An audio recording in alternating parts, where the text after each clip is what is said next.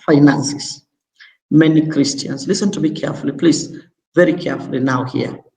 This is an area that God has given me grace, the area of finances. But I want to mention two things that are going to help you. And if you don't get it well, when I come back to Kenya, please, child of God, take this very seriously. Many people, it is the area of finances that is actually making many people die before their time. Many of them don't even know it was finances. Many of them die, not even die, they cruise through life in a very desperate kind of life where they are stressed and they are beaten down by many cares and many worries and many anxieties of life, not even knowing that the main issue is finances. Let me make it clear here. Almost 90% of the problems that many people take to God in prayer are financial. Whether it is school fees, it is food, it is clothing, it is life, issues, social life and all that, it is financial. The irony of it, or the challenge in that, is you don't sort out financial challenges by prayer. So you see, almost 90% of our needs are financial, and we take them to God in prayer. But you don't sort out financial needs basically or primarily by prayer. Now, two things are extremely important. Two. Let me tell you, these are foundational. Two things, very important. If you forget anything I've shared today, please remember these two things.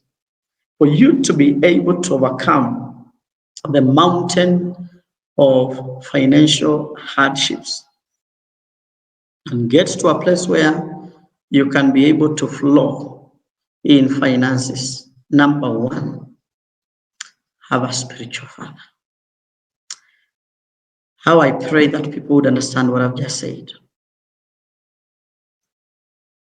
To you, it may seem not to be relevant when it comes to finances. It is relevant in every area of your life.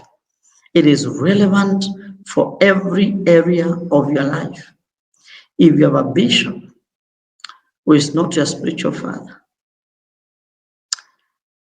there is a serious problem. God has spoken through Paul, and he said, you may have many instructors, that is, many mentors, many teachers, many people you are learning from, many people you honor and respect, but you do not have many fathers. And he looked at the people he was addressing, and he said, I begat you in the gospel. In other words, he was saying, I'm your father in the gospel. I pray that you will understand. It is the only principle that you follow, and the curse is broken from your life. Many Christians are living a life that is not their life. It is a life of a curse, even though you yourself, you are not cursed. Remember Adam, we say that he was cursed, but when you read clearly, you see it was the ground that was cursed for him, so that the ground becomes a tormentor, not a blesser of Adam. So he lives a cursed life, even though it is not him. It is the only principle you follow, and the curse is broken. It's broken totally from your life.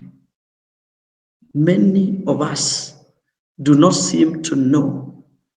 Do you know that if the hearts of the sons are not turned to the hearts of the fathers, the curse begins to be activated against both the fathers and the sons.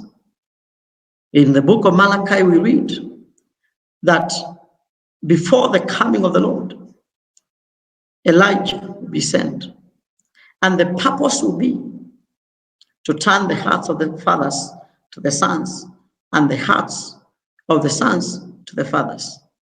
And you know what, children of God? It is only the fathers who are able to speak a blessing into your life. You may have many instructors, but not many fathers.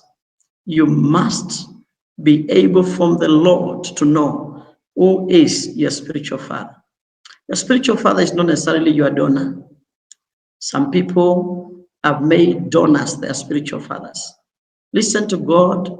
He will direct you to know where is your spiritual father.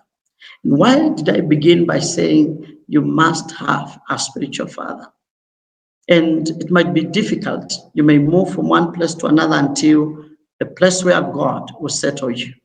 Then you settle down. A spiritual father must be somebody that you have chosen because of God to obey, to submit to, and to allow the grace of the gospel to flow into your life. You cannot have a better opinion than your spiritual father and expect to prosper. It is not a possibility.